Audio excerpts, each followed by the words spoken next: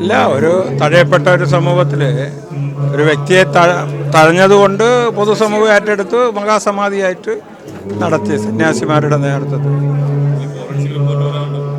Forensic report ആരെത്താലും forensic റിപ്പോർട്ടിന് അയക്കും.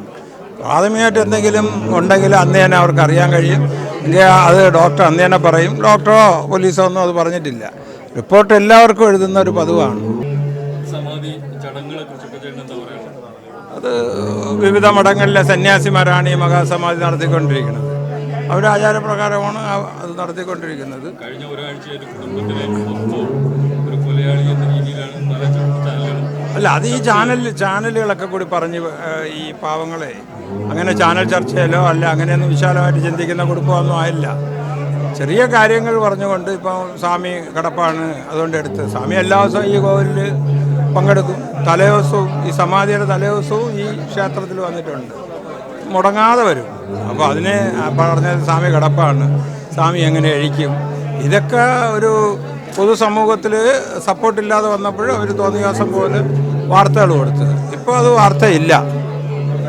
ഇതിലിപ്പോൾ സത്യത്തിന് വേണ്ടി ജനങ്ങൾ ഒറ്റക്കെട്ടായിട്ട് മഹാസമാധിയാക്കി, മഹാസമാധിയായി.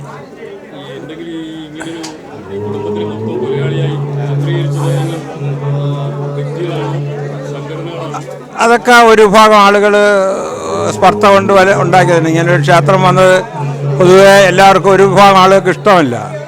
അവർ അതിൽ പ്രതിഷേധവും ഒക്കെ ആയിട്ട് വന്നിട്ടുണ്ട്. ഇവിടെ ഇതുപോലെ ഓം നമഃ ശിവായ എന്ന് ഈ ക്ഷേത്രത്തിൽ ഇട്ട് കഴിഞ്ഞാൽ അതിന് കേസ് കൊടുക്കുക, ആ സൗണ്ട് കേൾക്കാൻ കഴിയാത്ത ഒരു വിഭാഗം ആളുകളുണ്ട്.